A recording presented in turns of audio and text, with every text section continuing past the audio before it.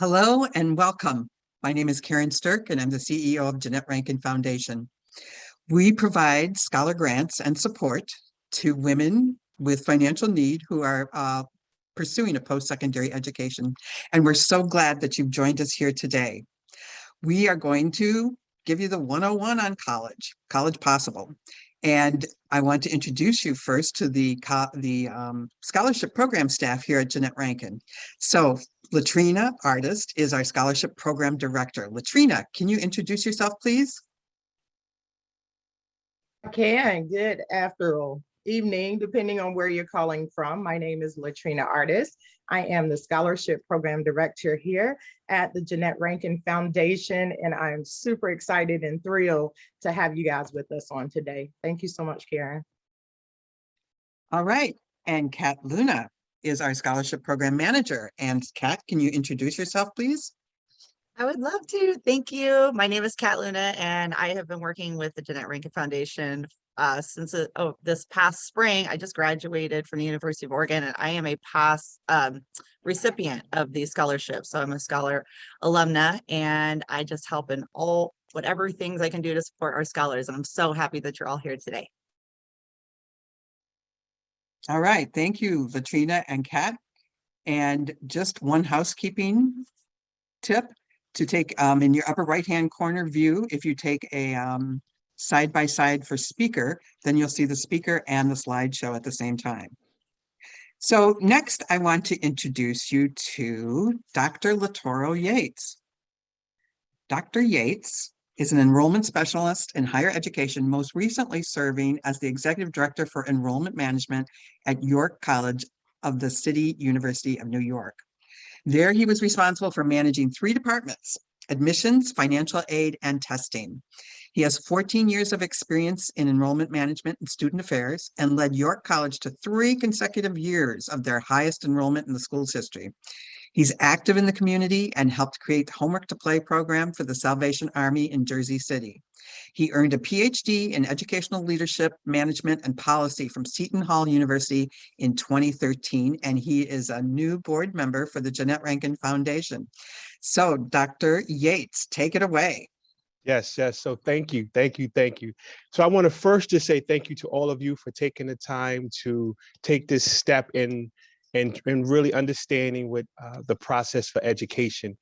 It's going to be a lot of information that we're going to share, but with the takeaway, I'm going to cut to the chase. The takeaway is that you can do it. You can succeed as a student. What we want to do is give you some information that can help you on your educational journey. A part of my journey in reaching this stage of life through education is the simple fact that I made a lot of mistakes and learned along the way to having 5 degrees. I have a degree in accounting, minor in management. I have a double master's degree, a master's in business administration, a master's in information systems, and I have a PhD, as was mentioned. But I'm a local guy. I'm from Jersey City, New Jersey. It's an urban area. I grew up below the poverty line. My mother, a single mother of 3, not by choice, but because my father was murdered when I was 15 months old. So my mother found herself in a way of trying to educate herself while providing safety for these 3 young boys from age 7, 4, and 15 months in one of the worst cities in the country. So my starting point is a place of needing help to be able to succeed. And this College 101 presentation is a part of my heart and giving back in a way to hopefully make it that much easier for others as they go on this educational journey. So we can go to the first slide, please.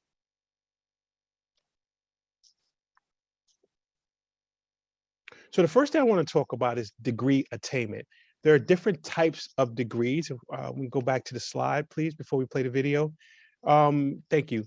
So I'll quickly go through them. So there are different types, and these degree attainments are entry points into a career. So you have certificate programs. Some of them could be anywhere from 7 weeks to 3 months to workplace skilling up certificates. There's a 2-year program that's an associate degree. There's a 4-year program that's a bachelor's degree. Then after you complete your bachelor's degree, typically in about 2 years, there's a you can secure a master's degree. And then depending on the person, the amount of time it can take for a doctoral program can be up to anywhere from 4 years to, I'll say, infinity with a smile. But it does take time as far as working to your doctoral degree, which can be a JD, Doctorate of Jurisprudence, a medical doctor, a what's called a PharmD, a pharmacy doctor, or EDD, which is an educational doctor, and myself, what I have a PhD, is a doctorate of philosophy. Can you play the video, please? Thank you.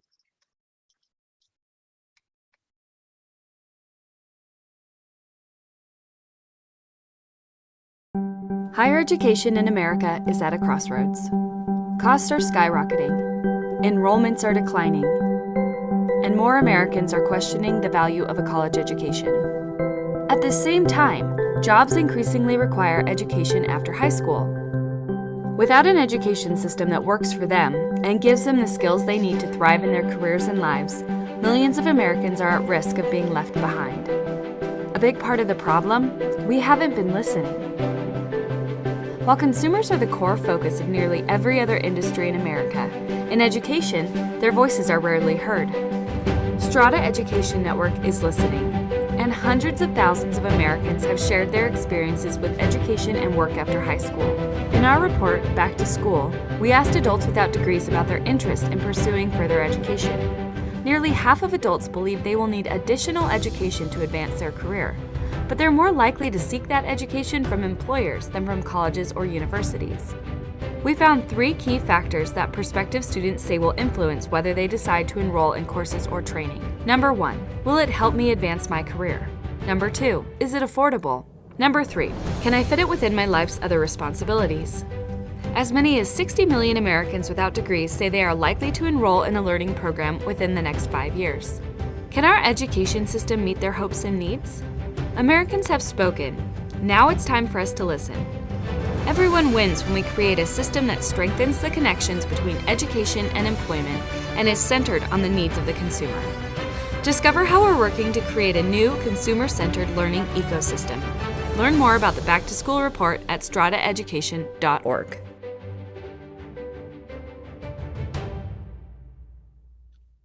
Excellent. Next slide.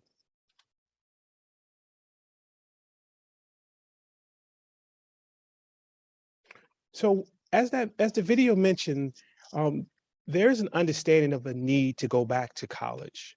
But what we typically find in the industry, and the industry is higher education and admissions and enrollment management, is that often students who have especially adult students, have a hard time defining themselves or understanding themselves as students. So one of the things I want to first do is kind of just give a broad kind of description of who is an adult student.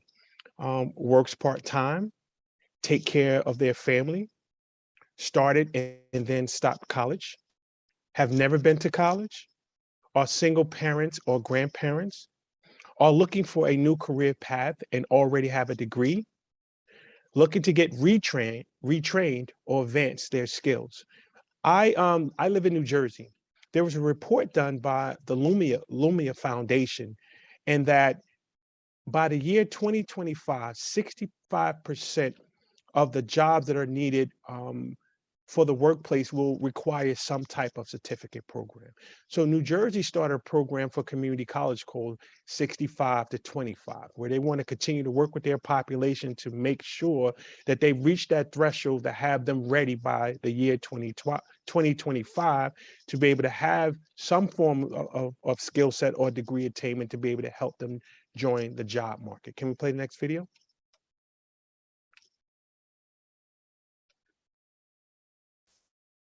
Non-traditional students can come in all shapes and sizes. I got an A+, but I would have preferred O negative. My advisor said I should get involved in extracurricular activities. You don't look like a student. Well then, you should get the skinny on non-traditional students.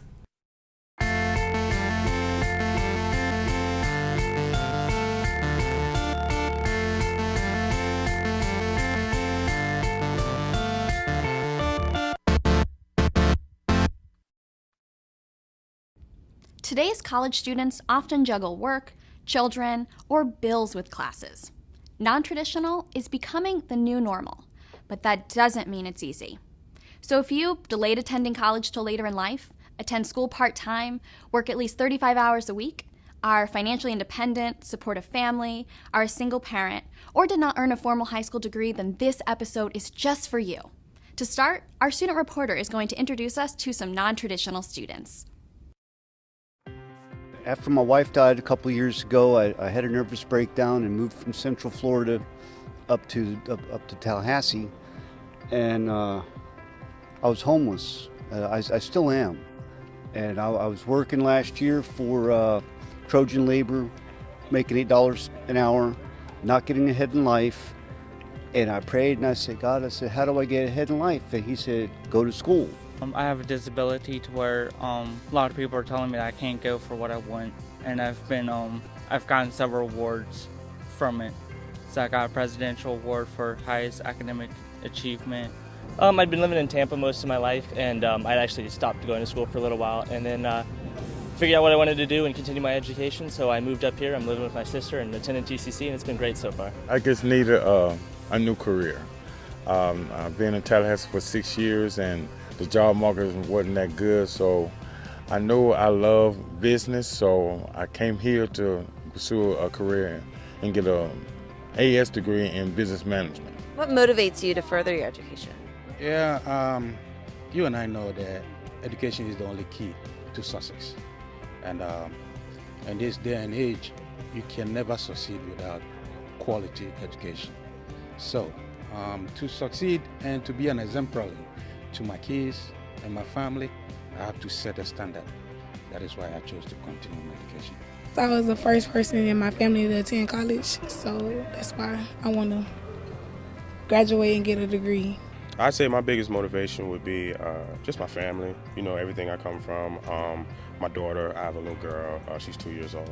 It's not easy being a parent and go to school, because you have to divide your time for your kids, for your books, and the entirety of your family. Just kind of making a new place become your home is a big step to accomplish, especially when you're going to school and working a job.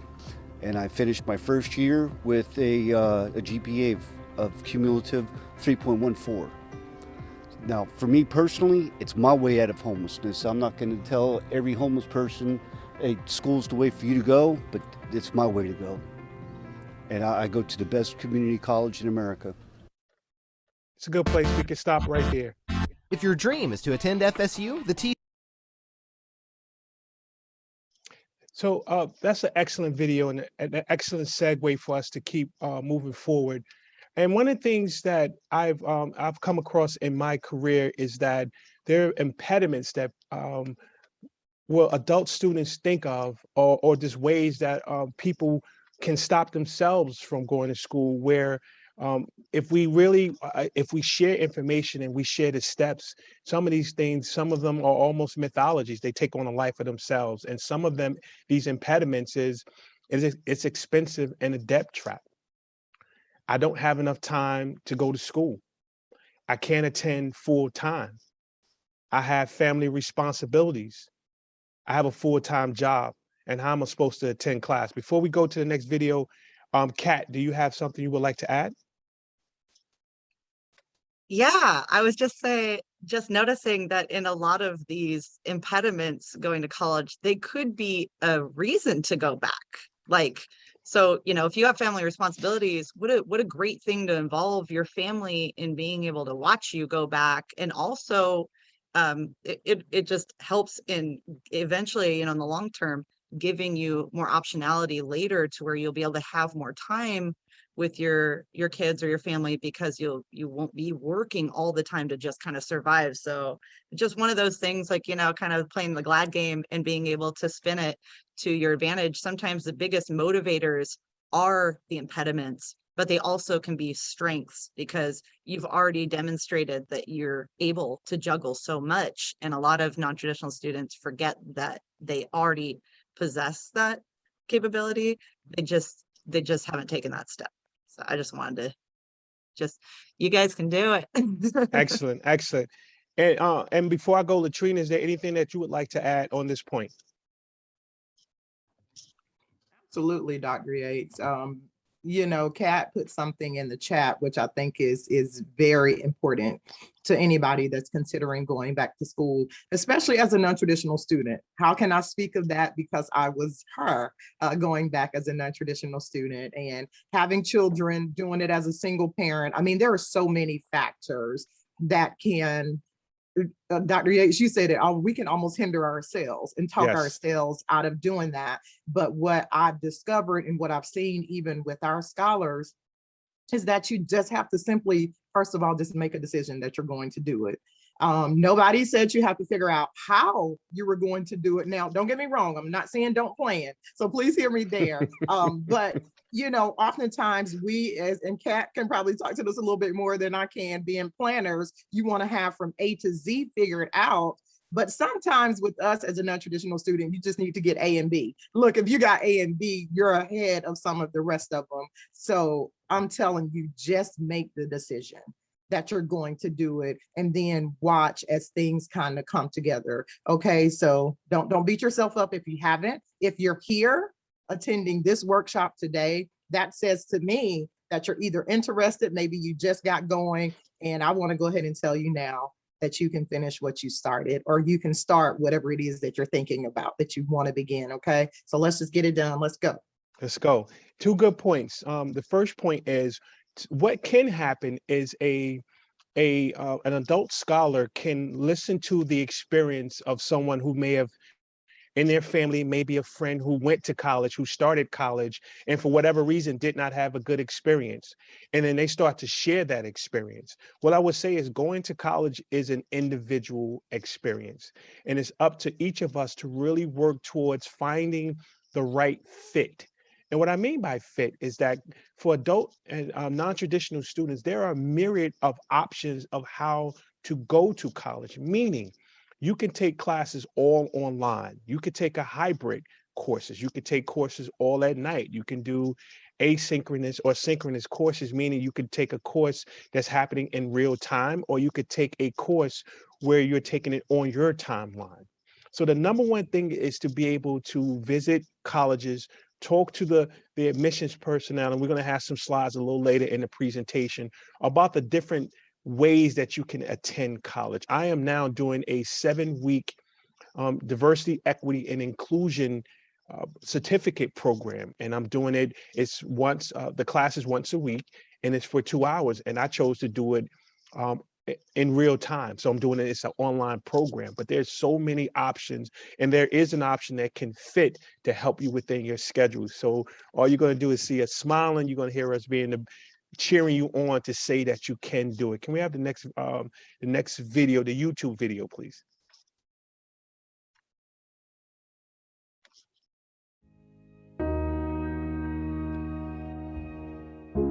Even though I had years upon years, over 20 years of experience, the first question they were asking is, so where'd you go to school? I have experience, you know, I have experience. I don't have a paper that can show that I have knowledge.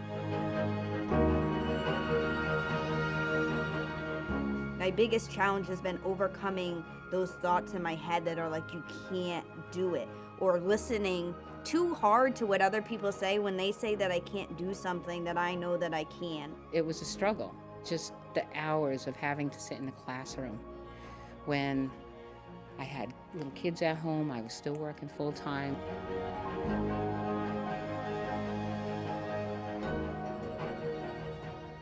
I want to hear from somebody that has actually lived it and walked it, somebody that I can truly identify with. Having support around you, teachers or advisors or, guidance counselors that know me first name, they know what I'm going through. That is the type of learning and support that works for me.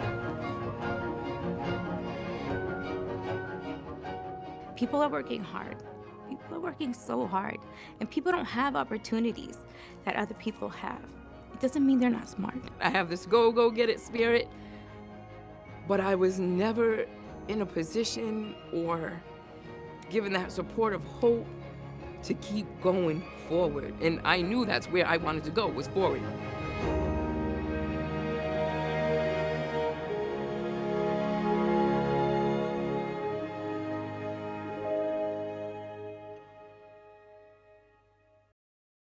So if we can go back to the last slide, that that video remind me of the scholars, our scholars. It remind me of why we do what we do.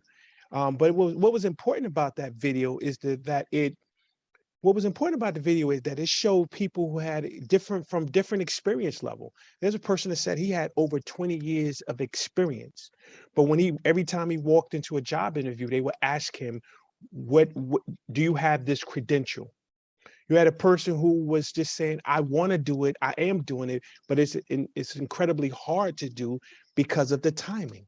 So again, you have evening and weekends, you have different staggered schedules. There is a way to find an option to be able to work for you. Kat, before I go to the next, we're going to go to the next slide and come back to that video. But Kat, before I go to this next slide, is there something you want to add? Yeah, I was super impacted by the last gal in the video. She just said, I knew that's where I wanted to go, was forward. And I was just like Latrina said, and like you're saying, just that first step, it's a forward step. No matter what you do, if you are thinking about going to college and you take that first step, it's always going to be forward. And I just thought that was really, really impactful. You could tell how much emotion was behind her message, and I love that. Excellent. So as you hopefully as what you're seeing in these first couple of slides is a building towards momentum from step 1 to step 2 to step 3, identifying yourself as a person, thinking about, I see in the chat, financial and health issues. There are things that can impact a student getting started, but there's also help and resources, and we're going to talk about some of those things as we continue to go to the next slide. Can we go through the presentation? You can go to the next one. Thank you. That's an important video I want to come back to. So someone had just put in the slide financial aid.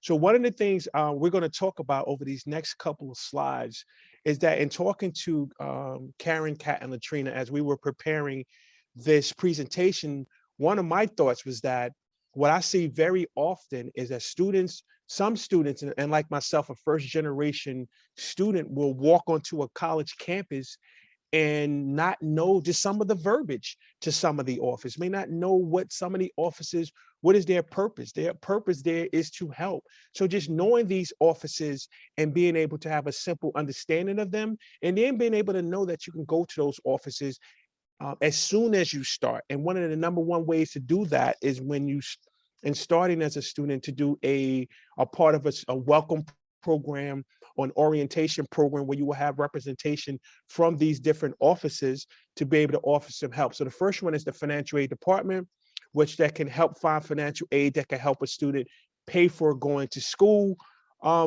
Is it possible for us just to click on that financial aid link, just to go to the website, just so I could talk a point or two about it and then go back?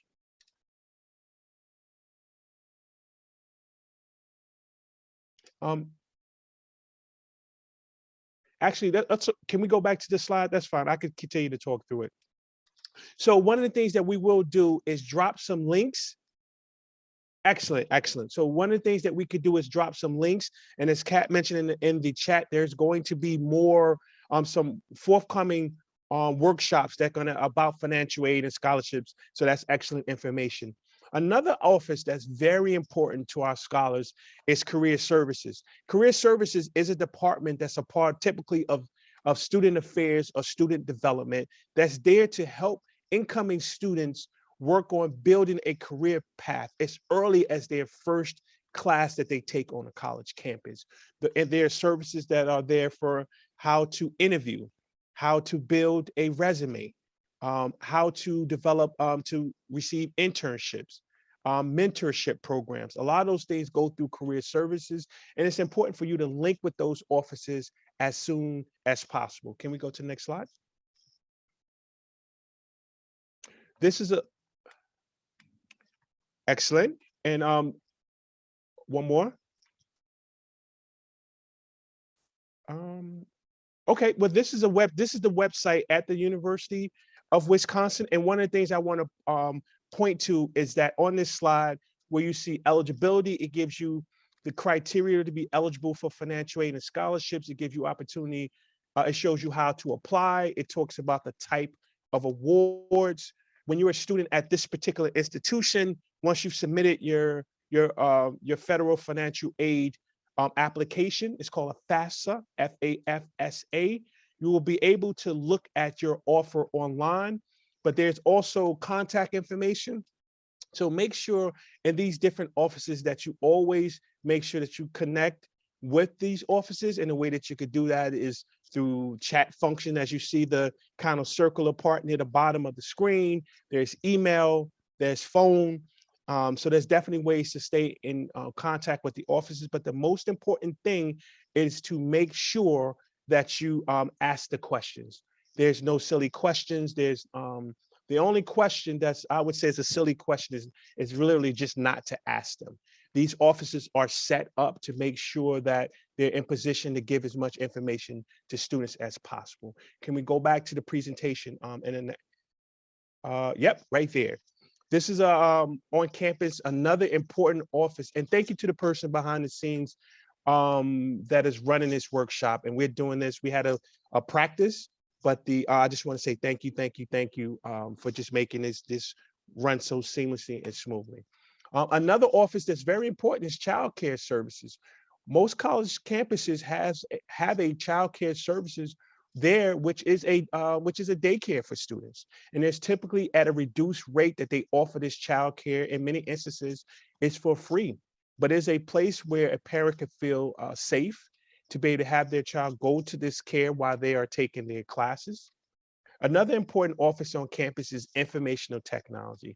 This is probably one of the most, all of them are important, but information technology is very important because students are going to have questions about how do I log on to my campus email? How do I secure my campus email? How do I log into the campus data support system, which is the hub for all information. Typically at most colleges, when you first start there, they will give you a email address connected to the college. That email address goes to a data support system, and the multiple offices on campus will all send their information through that data support system to the student's email, and that's the campus email.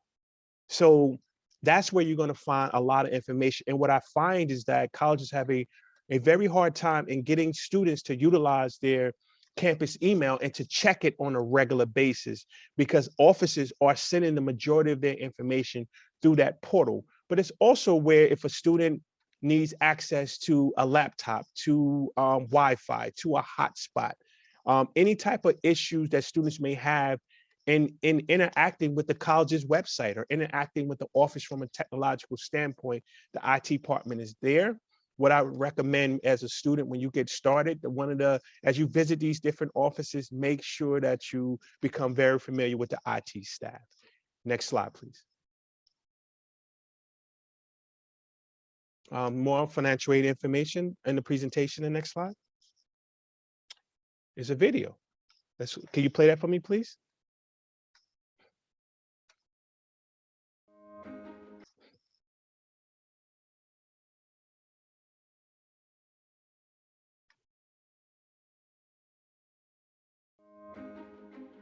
I transferred over all my associate's degree credits to Bellevue University. I didn't want to be in school that long. I was like, I'm going to go with the accelerated program.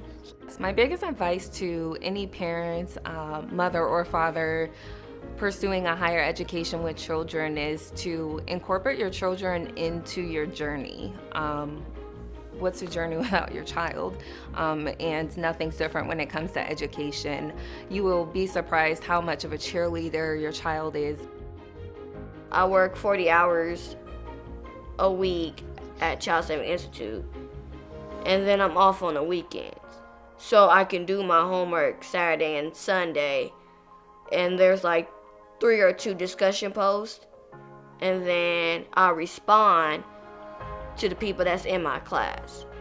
There was one tutor in particular who was just so uplifting, and she had just great spirits. And when I think of Bellevue University, I think of different resources such as that tutor or some of the instructors that I would meet. face to face with and get the type of information that I need so that I can be successful within the course.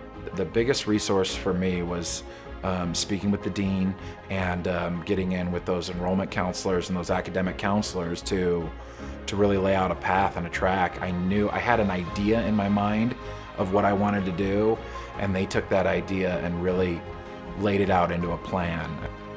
I had a lot of you know, fresh out of high school kids in my classes, and you kind of build a camaraderie with that. I had some older working adults as well in my classes. It's definitely a melting pot of different backgrounds, different situations, different spots in life.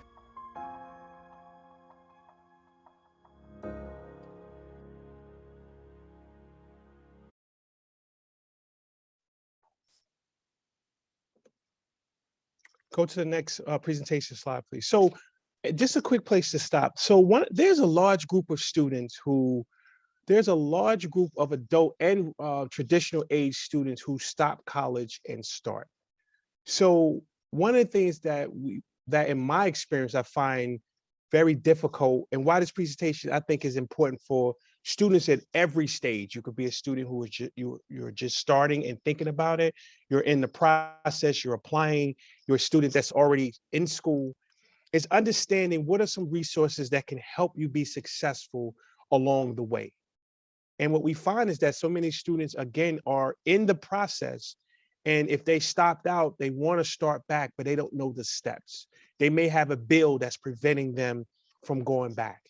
It could be timing. It could be I think this presentation is very important for from an informational standpoint, but just being able to create information that could be shared widely. So I just wanted to put that in there.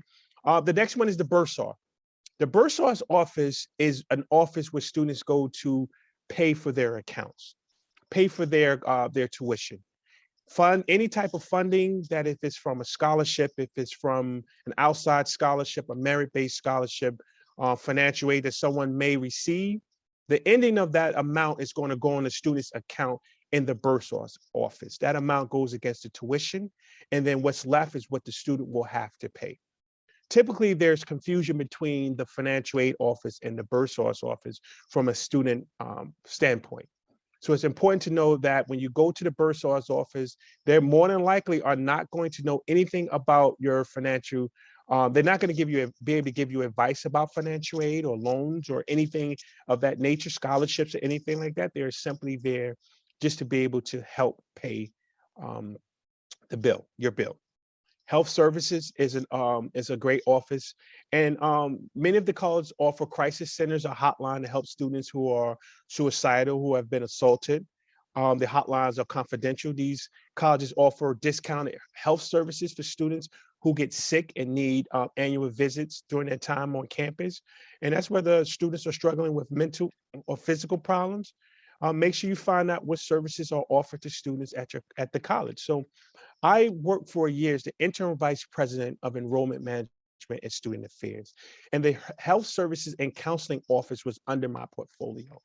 And I was able to see firsthand the importance of having the counseling center and having nights and weekends and having virtual options for students. I was also able to see for the health center. When a student first starts a college process, they have to submit health records. And the health services center is that place. And also in a daily basis, if a student have needs, that office is a place where students can go. The registrar's office is an office where students can go if they need to change a major.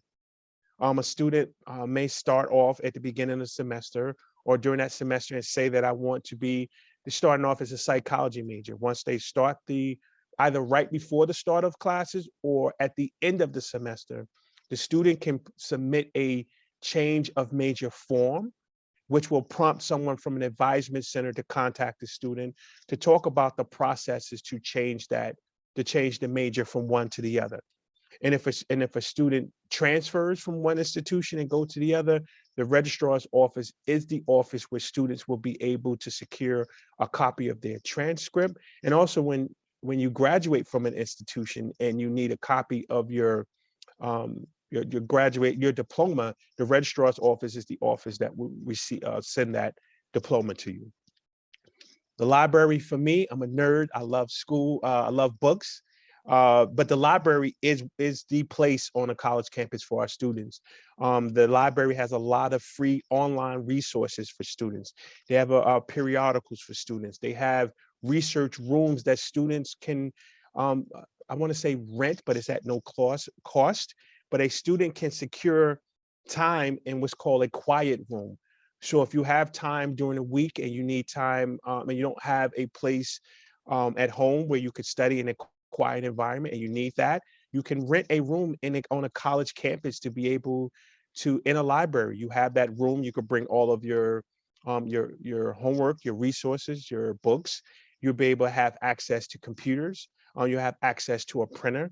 So the library is definitely somewhere that I recommend that when you get an opportunity and you start college classes, that you go to the library, get to know the staff very well. The librarians are there to help you as you progress through your studies. Next slide, please. Here's a slide from the University of Georgia in the Bursar's office. One of the things I want to also continue to point out is that there are opportunities about us. Talks about the financial division, the different program. So it gives you a list of different options, opportunities for feedback. You can see who the faculty and staff, and then also there's that important place for always for contact. Next slide, please. This is the slide for the registrar's office at Harvard University. Some of the things I talked about for transcript and records, the registration and degrees. It gives an place for general information. And that for faculty and staff is really it's a portal, but that's the data support system that I talked about earlier. Next slide, please. Writing Center. So one of the things that was very important for me to learn when I started college was that there are resources on campus to help me succeed in my classes. And I say that, and I didn't know that when I first started. So I thought I had to figure things out on my own. I didn't realize that there was a place on campus that I could write a paper, submit the paper to the Writing Center, and I could get feedback on my paper before I submit the paper to my college professor. What I also didn't realize that the presumption from my college professors was that I knew about the Writing Center and I would utilize it to help to improve my writing and to continue to work and advance. So once I learned about the Writing Center, I would go there from the development of my concepts for a paper to writing different drafts. So by the time I was in graduate school, I would get to a point where I would write 2 or 3 drafts with the Writing Center before I even submitted a paper in the final version to receive feedback from a professor. And one of the things that I realized is that when you're writing, especially on the college level, that papers are almost never completed. There's always something that you can continue to write to get to improve. But the Writing Center is there to help you match the expectations of your professor when it comes to writing. But they also have math labs, which are very important, and it's the same things. But typically by course, there are opportunities for tutoring, which is the next office I want to talk about. On campuses, there are tutoring centers. So when it comes to, it's typically a prerequisite course, and their prerequisite courses are courses that you have to take before you can go right into a major course. And it's important to always have the best grades as possible, a B or higher in those grades, to be able to go to the next, to pass that prerequisite. So there are tutoring that are set up. And this tutoring is very important as a resource. During my first part of my undergraduate experience, I did not utilize the tutoring center. And that's although I was a college athlete and had to go to tutoring, I didn't realize that beyond being an athlete, all students had access to tutoring. So after the football season, and I didn't have mandatory tutoring, I would stop going to tutoring because I just didn't know that tutoring is for every student. So again, it's about asking questions. And between the tutoring centers and the writing and math centers, that's how I was able to really advance in my academic career. Tutoring, the Writing Center and Math Center helped me so much. Before I go forward, I just want to give Kat and Latrina an opportunity if you want to chime in about your experience utilizing those services. I would love to. I just really quick wanted to just point out that the Accessibility Education Center, so the AEC, most or all, I think all campuses have, or disability services, they're called sometimes, they're called different things. Yes. But that's a really important resource to use on your campus. One of our participants had said that there's some health issues. And so the Accessibility Education Center helps students with any kind of barriers that may be due to a disability. And it could be any kind of disability from, you know, maybe even dyslexia or depression or ADD to an actual physical disability where you have trouble accessing an actual physical location. And so those services are available to really help break down barriers for students with health issues, so that way they can have an easier time being able to be more successful and equalize that opportunity that other students have. And I have personal experience with that. I have 3 kiddos and I also have ADD and have a really hard time focusing, and any little distraction just really pulls my attention away, and it's hard to get back into that study mode. And my university has services available where I was able to have extra testing time. So that way, when that timer ran out and it was really stressful and created that anxiety in me, I had that extra kind of window of time to be able to work through that, you know, a little bit more of my convenience. And then also I was able to negotiate actual different testing times of the day when my children weren't, like, you know, hyperactive and I wasn't like having to be on mom duty. Most of my professors were great about letting me test on weekends, where I could really block out that time. And then Dr. Yates was talking about using the library. I used spaces like that to really isolate myself and have a quiet space to really be able to focus. So a lot of those services are available. They're not, you know, it's part of the price of getting an education. Sure. And they want you to be more successful. And all of the professors on campuses are trained to be accommodating to those services. And so it's nothing where you have to like ask them for favors. This is something that just is, you know, built into the system of being able to get an education. Sure. So I encourage all of you to use that. That was an excellent point. And from the American Disabilities Act, there's law that we have to, and a college has to provide within due reason accommodations for students. So there are students if may need someone to be a note taker for that student. If there's a student that's blind, if there's a student, there's an office that's on campus that's there to help students. And especially in this virtual world, there are some students who may need a font a certain size, certain colors on the screens, whatever that's within that's feasible that a college can do, they will work to make sure that they're accommodating students, and we are trying to get better and better and better in making sure that we work with students to provide a safe space for them to disclose what is it that they need as far as being helped, because we don't make generalizations. As a student, you have to step forward and say, I need help with this, with A. And then that disabilities office will work with you to make sure that they create a plan and work with your professor so you'll be able to do that. So that's excellent. Excellent point. Thank you. Next slide, please.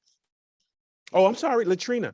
Please jump in. Yeah, thanks, Dr. Yates. And as Kat said, and he just said something that I was going to say, and I'll just, you know, add on, don't be afraid to reach out and ask for those accommodations. As Kat said, the assistance is already there. And I promise you, if you did, and I'm saying this because I got a disability certificate while I was in school because I became interested in getting it, it will actually be, I don't want to say rewarding, but you would be surprised to see the individuals that you may already be sitting in the classroom with if you're already in school that are being provided accommodations. Okay, so please, please, please, ma'am, don't stress yourself about not being able to, I want to talk on tutoring. Stats was, trust you me, a problem area and pain points for me. But I'm so grateful for the tutors that I could go through that could help me get through those statistics, because had they not been there, I thought that was going to be the end of my life. Because again, if you're not a strong person in any area, writing, I mean, come on, guys, please use the resources that are there. And as Kat said, you pay for them. That's the price of your education. So please utilize them. Excellent, excellent, excellent. I stole your thunder a little bit there, Latrina. I'm sorry about that.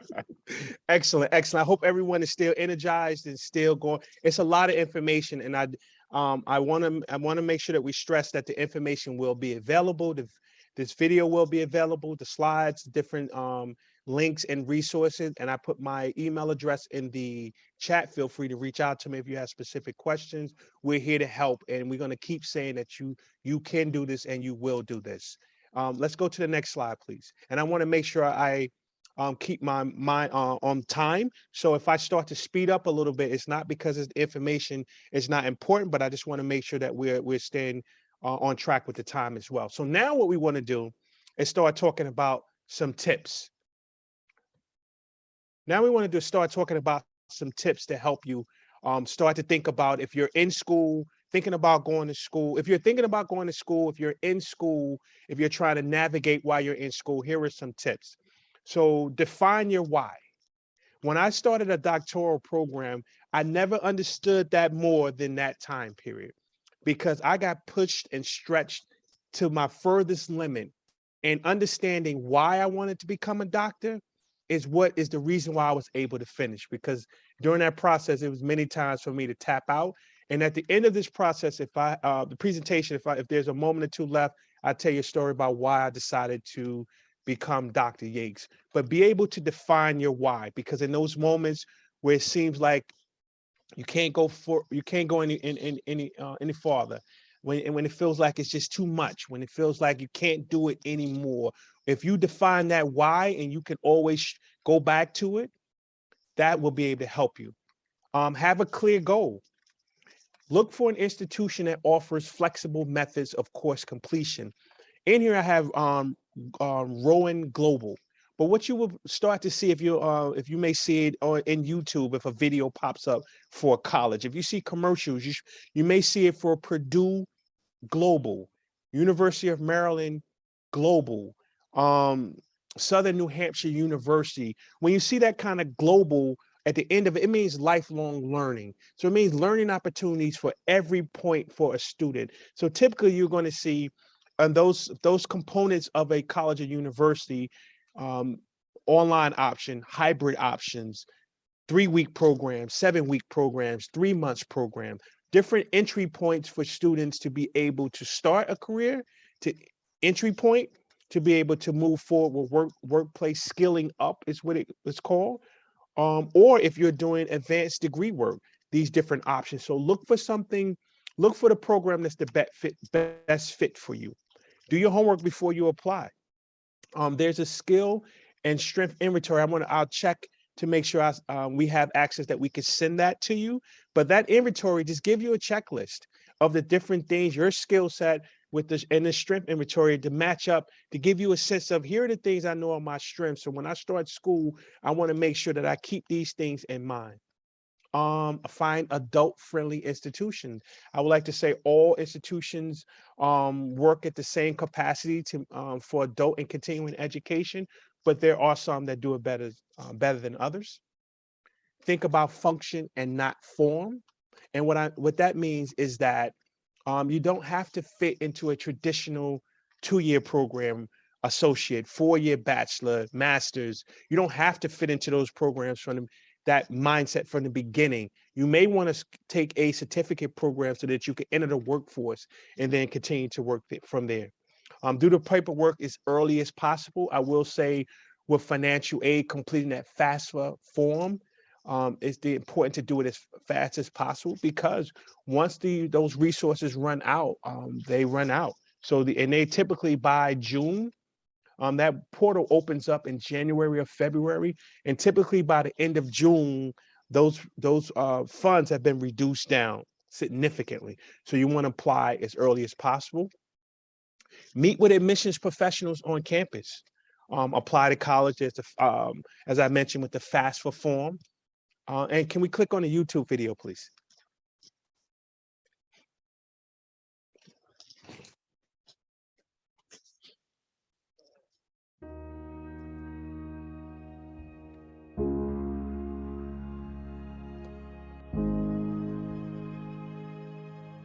I feel like I could learn to do most jobs, but I understand the reality of the job market is you have to come in saying, I already know how to do this. No one's going to give you 6 months to figure out how to do a job. I was laid off, and for the first time, the relevance of not having a degree became manifest, because even though I had years upon years, over 20 years of experience doing all these different things, the first question they were asking is, so where'd you go to school? The last time I actually had to go looking for a job, we did things like talk to people face to face, and that's completely gone now. And you just end up getting put into a slot, and as a result, they don't know who you are. They just look at, has he gone to school? No, so then you go into that pile.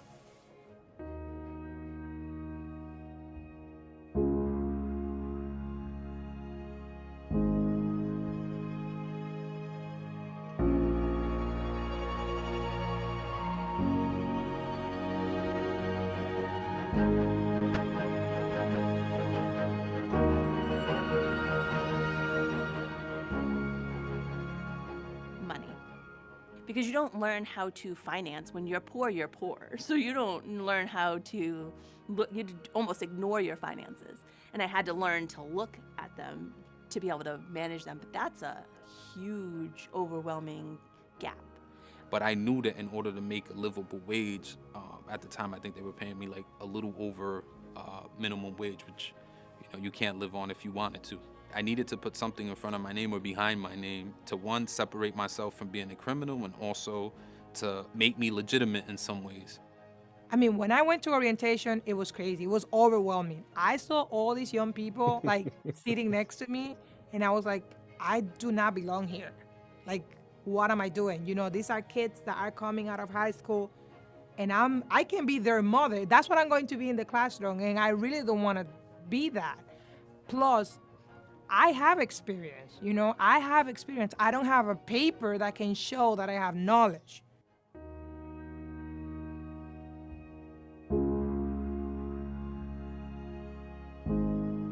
It felt like punishment, just to try to get ahead. I have this go get it spirit, but I was never in a position or given that support of hope to keep going forward. You know what I mean? And I knew that's where I wanted to go, was forward. The Greek word to incite means to put a flame underneath. And I want to incite some learning as well as some dreaming. Mm.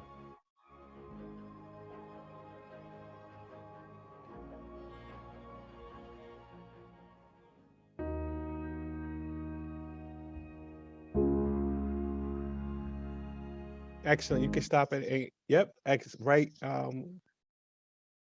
Yes. And you will notice that the clips of that actual video of that panel is probably about 15 minutes long. And I kept coming across the 2 or 3 of the same people speaking in these different moments, and I felt it was palpable to what we were talking about. So that's why you keep seeing a little bit more each time of the same person talking about their experience. That moved me very much so. But some more tips. Be realistic about your capacity. Set your schedule. You may need an academic tune-up. Build in work, build in home responsibilities, build in travel to and from, build in self-care. Because as you're going through this process, it becomes definitely can become high stress. So make sure that you have built-in help.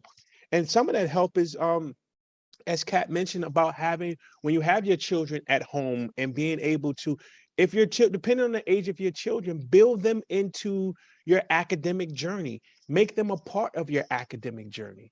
And by doing that, they will work to help you in creating the space for you to be able to learn. They will cheer you on. They will be that motivation for you. Let's skip to the next. I want to come back to the video, but let's skip to the next slide. Avoid overextending yourself. Plan financing in advance. Get your finances in order. Understand the hard and soft costs associated with college.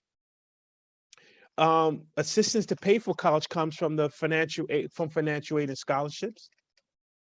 As I mentioned, define areas of support needed to make your plan work, and recruit a team. That's family, that's friends, that's coworkers. Next slide, please.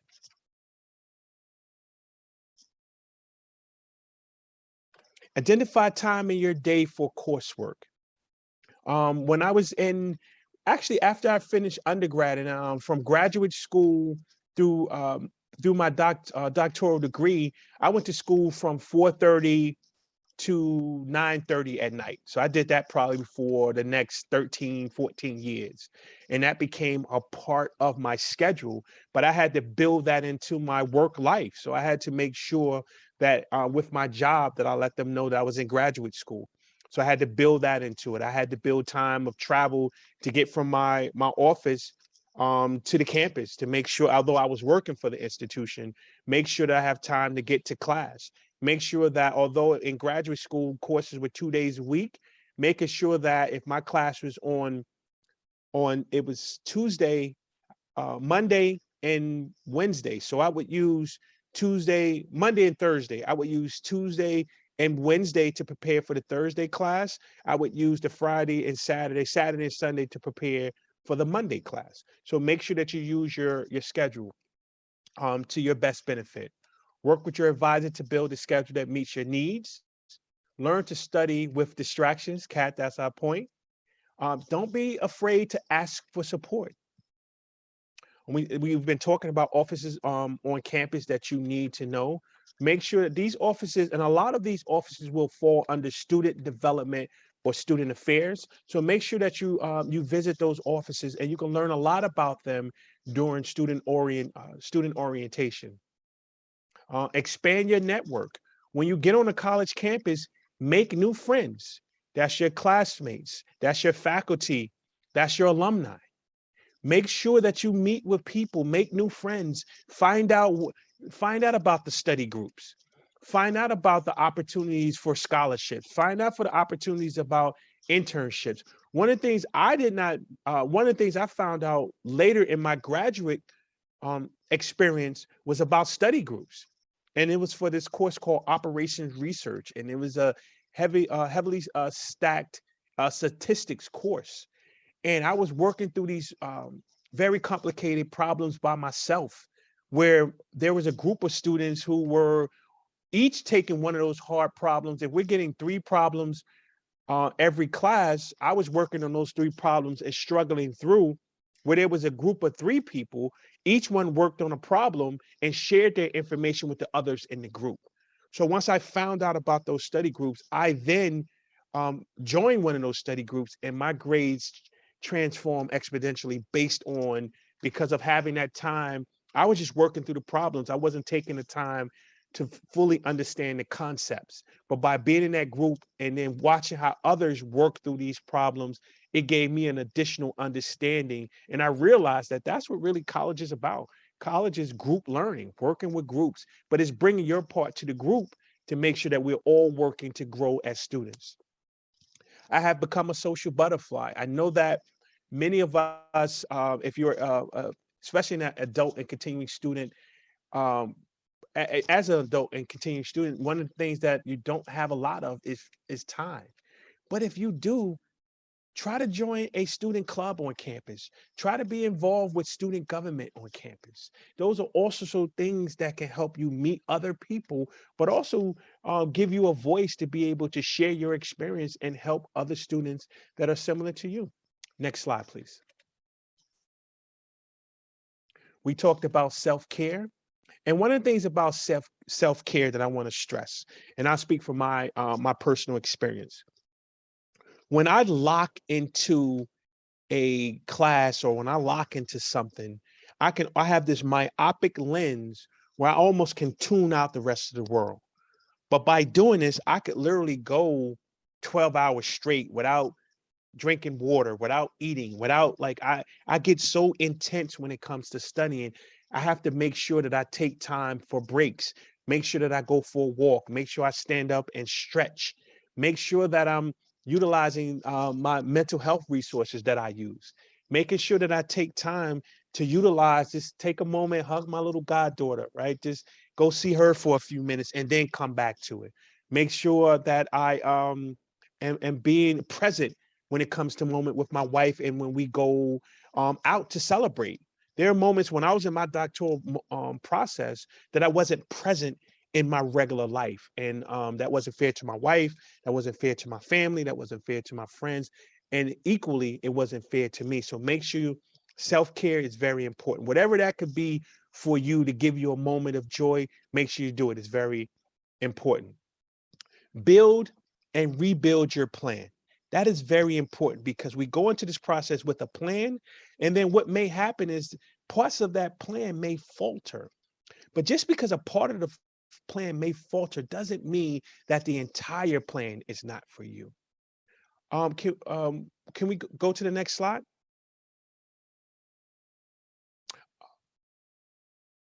Go back one slide and play the video. I just wanted to see how much we had left, but can we play the video, please?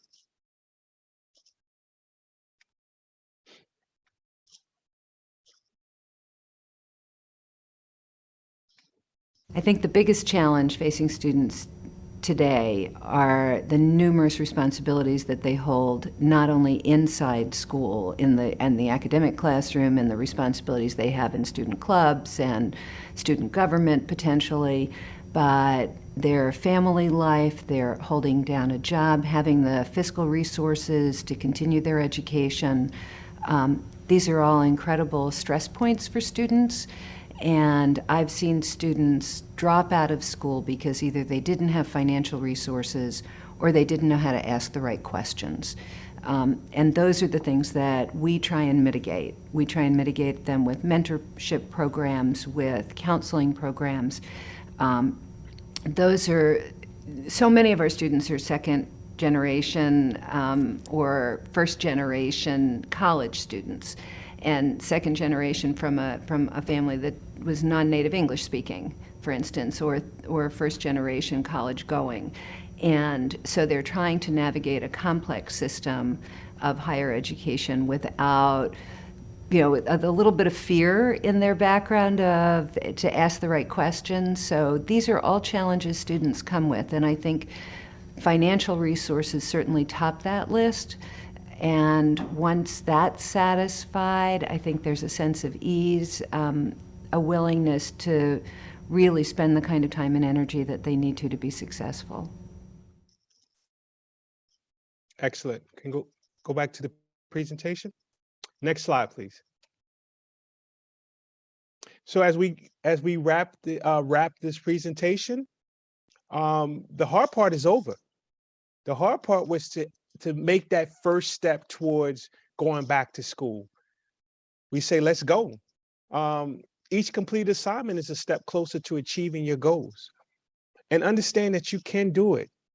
And when I think back over my career, one of the most important factors that motivate me is being able to share information to make it that much easier for the next person that's going through this process. And I'll quickly, before we go to questions, I will quickly just tell this one anecdote. And it's at 17 years old, I graduated high school, and it's a process called exit day. So it's the last day for seniors that have to go to school.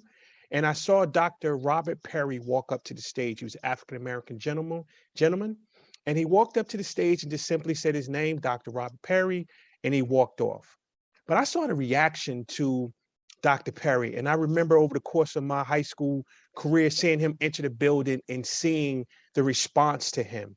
As an adult, as I became older, I realized that from my experience, Dr. Perry was visible. So on that day in 1989, in May of 1989, watching Dr. Perry, I just connected it to being a doctor, that visibility. So I said, I'm going to become a doctor. I had no idea about the different types of doctors, what it took to become a doctor. But when we talk about define your why, even before I knew any of that information, I said that I am going to become a doctor. So when it became time when I started to learn about how difficult it would be for me to get there, I didn't let it stop me. I defined my why. And then on December 12th, 2013, I defended my PhD. So I think the last slide is, next slide is questions. Yes. So I want to say thank you. It's been a pleasure. I want to be here to answer questions. I want please for Kat and Latrina just to, if they can come on screen, to be a part of answering these questions, because they're live with their experiences as far as completing being scholars and going through this process with you on to be able to help. Or are there any questions? Please ask away. I haven't seen any in the chat yet, but Okay. I have a question really quickly. And it wasn't from anybody in the chat, but it was actually from one of the gals in the videos that we watched. Okay. She had talked about how she felt really out of place on campus. And I have seen a statistic that, I can't remember what the actual percentage was, but that students are more likely to succeed in their programs when they have a sense of belonging and they have more of an affinity and are connected to their campus. And so I'm curious as to how a non-traditional student can feel more in place on a college campus, and if you have any personal experience with that. And I have my own, so if you don't have an answer, I also have some ideas, but can you talk about that a little So bit? I'll quickly just give a point and then please share your ideas. So colleges and universities are working rapidly to get better at exactly what you're talking about. So there's, you will start to hear more and more in higher education is called lifelong learning. And that's what colleges are moving to, and creating these spaces for non-traditional students. So again, it could be an all online course. It could be a hybrid course. They're having these courses asynchronous and synchronous, meaning that a student may take a course in real time or take a course and start and stop at their pace, being able to have these kind of chat functions that students use in their courses, the time of night where students are taking courses. And then one thing I will say that's very important for colleges is to work on the offerings that they have for students at night. So for students who come to the campus and they're there from 4:30 to 9:30, for many of those students who've worked a long day, they just need a place where they can go get a cup of coffee. And you'll be surprised on many campuses that those services not there. There's not an evening dean. There's not the student activities, the student development services, healthcare center, counseling officer. A lot of those services shut off at 5 p.m. So colleges are aware that these are things that we need to do a better job of. But what I would say for students is that make your voices heard. So if you're able to come to campus, if you're an evening student and you're able to come to campus during the day, come to the campus, meet with the vice president of student affairs or student development, meet with the dean of students. Those are the offices where you could go to share information about your experience and the things that you can do to make us as a student, non-traditional student, connect to the campus.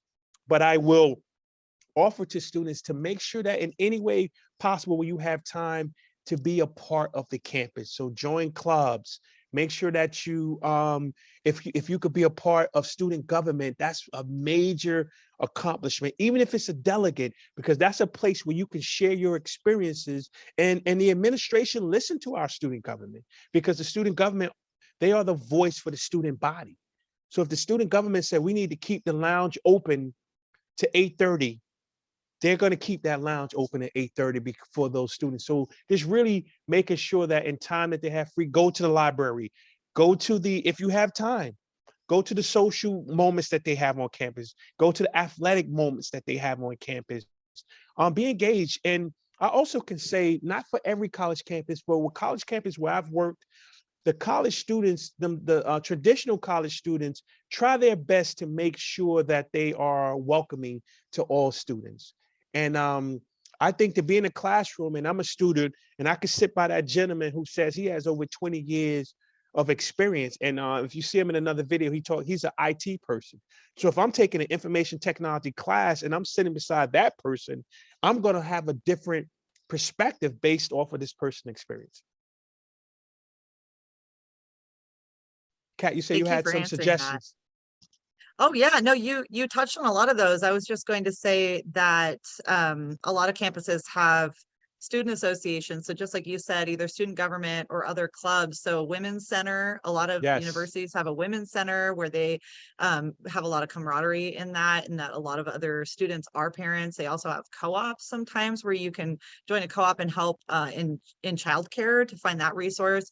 And then non-traditional students, some of them have a veteran center where they also have Yes. fellow veterans or adult learners that are just trying to find, friendships. And then just something about our organization also that's really unique in that we offer scholar grants. If you are a recipient of our scholar grant, we have what's called our sisterhood. And so we have a lot of support in that our fellow scholars want to share their stories and they want to offer resources and be able to interact in that way. And it really is a big group of friends that are just trying to help each other out. So if you are going to a college campus and you're looking for that type of sense of belonging, just connect with people, and they don't have to be your age. I've made friends with a lot younger students and they've been a great resource in that way. So I did see a question in the chat about let me go back up. Any special recommendations or suggestions for an adult parent wanting to go to law school, Dr. Yates? Well, they start the process to apply to get there. Like if the question is how to go about it, it's finishing that undergraduate degree and specialize it in an area that's going to lead to the type of law where the student wants to go. But I think that's a specialized kind of question, and then I would need more background to be able to talk the student through the steps. And that's one of those where you just email Dr. Latour Yates at Gmail, and then I could answer that question with some background, but then we could share that information globally, because I think it's important to be able to answer that question in a way that's there to help all students. But I would need to know a little bit more to be able to give that background, Kat. Yeah, I was just going to say for any major, if it's kind of a really broad umbrella that you're wanting to study under, if you're starting classes and say at a community college, maybe don't go for like the art degree, like the art classes. Maybe you want to go more towards things like public policy or, a degree. Like I know some of the programs at bigger universities will accept undergraduate degree in like psychology or political science or something. So if it's something that you're really interested in, my recommendation is if you're just starting out, start taking classes that kind of really resonate with that degree, with that broader topic, and then start honing that, because it would be a shame if you took a lot of your like electives that were just kind of like pottery or something and it didn't count towards that degree. And then when you go to transfer to a 4-year and they want those credits to transfer, you won't have any more credits that'll transfer. And the more credits you have to transfer over to that degree, the quicker you're going to get to it and the more information you have that pertains to that degree. So that would be my recommendation. And then make friends and start going out in your community and asking questions about law. Find connections and mentors in your community. You don't have to be enrolled to start accessing that information. Go online and find videos about it and just eat, breathe, sleep law stuff. Excellent point. And what I want to add, if we're talking about the really kind of step 1, step 2, step 3, one of the things you will need to be able to do is to write. So, and you'll be surprised how many students who enter law school have an English degree.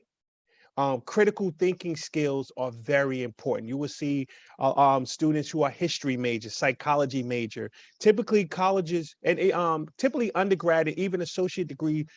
All course offerings for law will have kind of like a pre-law track. And when you take that pre-law track, it will give you a listing of the type of courses and actually the type of majors that can help as far as moving toward the type of law that you would want to study. I did see kind of briefly in the chat, there was one person who mentioned having 2 degrees already. So congratulations, you will be a part of that sisterhood to share that information. as far as helping other students, but studying for the LSAT, that's going to become a part of it. For any type of graduate degree, some type of AT. It's the GMAT, right? It's the LSAT, MCAT, these different types of exams that you would have to take. But again, the number one thing for me is critical thinking, developing critical thinking skills, also writing. I think, Kat, you mentioned something very important also. You don't have to be in law school to do an internship at a law firm. So you could go and volunteer at a law firm, a local law firm in the neighborhood, in the area, working through the Career Services Center at a college to be able to get internship opportunities and gain exposure. You would be surprised if you email a law office and let them know that you're a college student, you're thinking about becoming a lawyer, and you would like to come in and interview a lawyer or just have a chat with a lawyer. How many of them will be willing to have those conversations? For doctoral students, I do it all the time. I have a doctoral tree that has, last time I counted, it was 25 students who I've been working with and mentoring to help them complete their a doctorate.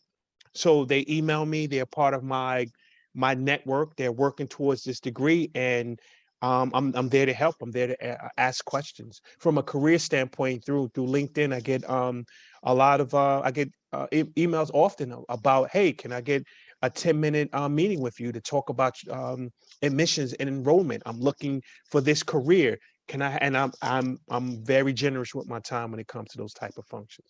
Do we have any more questions? That was excellent. And Trina, Latrina, if you have something, please jump in. You good? Okay. Hope you might. I already don't call you Trina. You know, you family now, so I don't move the Latrina. Yes. Kat, do we have any more?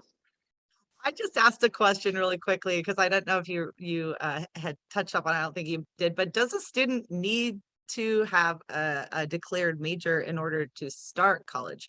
And because this is College 101, is that something that comes up a lot? So Kat, you pointed out something that I did not have, and that should probably be the number one thing we talk about. So when you enter college, most students will enter college and think they know the major that they want. In many instances, once a student go through the process, it eventually ends up being that major that they want. But typically, when you start at a four-year institution, there's going to be an amount of courses that a student has to complete before they can declare a major. So a student may come in and say, I want to be a history major, and you work with an advisor, and that advisor may help you actually take courses that's going to move you towards that major. But a student has to complete a body of classes and coursework before they are actually a declared major. Typically at a college, it's after 30 credits when a student will be able to declare a major. So before those 30 credits is typically what we call in higher education an intent or an intended major. So that way that you're linking your courses to position you to go to the major. But most colleges have a core curriculum where students will take courses across the academic board to really get them prepared to when they go into their majors once they have a declared major. And Dr. Yates, just another question. It was earlier on when we first started the workshop. One of the young ladies asked about any recommendations as far as paying for college if they have exhausted financial aid. And so I know Kat and I kind of chimed in and not quite sure if other individuals were, reading the chat section. Okay. Two things really quick. One is this is why we're here, and we suggest, recommend, and strongly encourage that you apply for scholarship, apply for grants. So if you've already exhausted Pell and all of that, please do yourself a favor and apply for everything that you qualify for. It is work. And I mean, I'm going to go ahead and warn you, I don't want to set you up for thinking it's just going to be an easy process, but it's well worth it. to be able to receive those funds that can help you either finish what you've started, you know what I'm saying, or just do whatever you need to do. And it would not be good of me as scholarship director to not mention the Jeanette Rankin Foundation. So that's what we do. We provide scholar grants to women going back to complete their first undergraduate degree. Okay, so if you haven't already gone over to our webpage, Kat dropped our web address into the chat. Do yourself a favor. And if you don't qualify, don't be selfish, share it out with somebody else. And I will go ahead and just say, somebody asked about the information. We open up our application cycle tomorrow. So you're in a great place to be able to go in there, get ahead of it. Dr. Yates told you to go ahead and get started. So you already know that it will open tomorrow, and we strongly encourage and invite you to come and apply for one of our scholar grants. And who knows, you may be one of the recipients. Excellent information, Kat. Right, real quickly before you go, Kat. That's a vital point and a segue to that scholarship. The JRF is opening up and to apply, and then also make sure that on the college campus, work with the financial aid office, work with student affairs and student development, because we know that there are issues. That's a major issue in higher education, that students get to their senior year, and many of them, even before then, they start to run out of funds. But that also is a teachable moment for students who are starting their academic journey. Understand that there's a semester by semester limit when it comes to financial aid. So what happens is a lot of students who may go through an associate degree program will go beyond the 2 years. If they stretch it to 6 years, that's taken away from let me say it differently, semesters. So when you go away from 4 semesters, that's 2 years to graduate with an associate degree. But if they take an additional year, an additional 2 semesters, that's taken away from some of that aid that they would use to finish up at the bachelor level.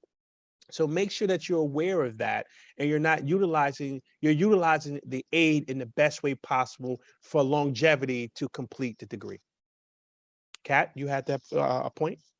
Yeah. Well, we're having a workshop later this month for financial or just paying for college. So I encourage all of you to attend that workshop and other workshops this month too. They're all free. But just a word of encouragement. Latrina said, don't get it wrong, applying for scholarships is work. The way that I kind of saw that process as a student, I was a low-income single mom with 3 kids, and I saw it as a job. Instead of working full time, I saw it as, you know what, this will be my job. My job is going to school. I'm going to apply for as many opportunities, just like I would for professional growth in any kind of job. I'm going to climb that ladder, and I'm just going to keep putting myself out there. And I just recently saw an article about how many students don't apply for opportunities because they think that they won't get it. They think too many people are applying, and that is absolutely wrong. I have had 2 scholarships that I applied for that were highly competitive that I wouldn't have applied for if I would have taken that advice. But I thought, you know what, I'm just going to go for it. Why not? And I got both of them. And it really is important to just tell your story and find those opportunities and apply for all of them. You would be surprised how far you're going to get in being able to just have people back you up and believe in you and want to give you that support. So just shoot for the moon, Yeah, and they say, even also, if you miss, you'll be among the stars. that's right. And also, I would be remiss if I didn't make the point about connecting with faculty and the importance of sharing your story and sharing your journey, because within departments, by major, there are often many times where each department or each major also have scholarships, and these scholarships go unclaimed simply because no one is applying for the history scholarship or the computer science scholarship. So by working with your faculty and doing internship and mentorship and letting them know when you have issues, and not even issues I would say when you're trying to gain information about how to help yourself be successful, and that may simply be, I want an internship opportunity, I want a research opportunity. Making sure that you connect with faculty, because faculty can be the resource to connect you with the administration and the proper offices on campus that will be able to help you. Absolutely. Or any resources in your community. I got a scholarship from my credit union. Yeah. You know, Yes. volunteer opportunities. Sometimes like organizations have grants. I know the Head Start program, my kids were in Head Start. It's a program for low income parents for their kids to go to preschool, and they have scholarships through the Head Start program. So just ask around, never be shy to ask for opportunities. And they say, you're saying the worst question would be not to ask questions, right, Correct. Dr. Yates? Correct. Sometimes if you don't know what questions to ask, the best question is say, what questions do people normally ask about this? Or what should I be asking? Because that may lead you down a path. Two things I want to leave with. Number one is your starting point doesn't have to be your ending point. And then there are 6 words that have helped to be a guiding post in my life. And those 6 words are, to thine own self be true. Thank you. Love it. All right.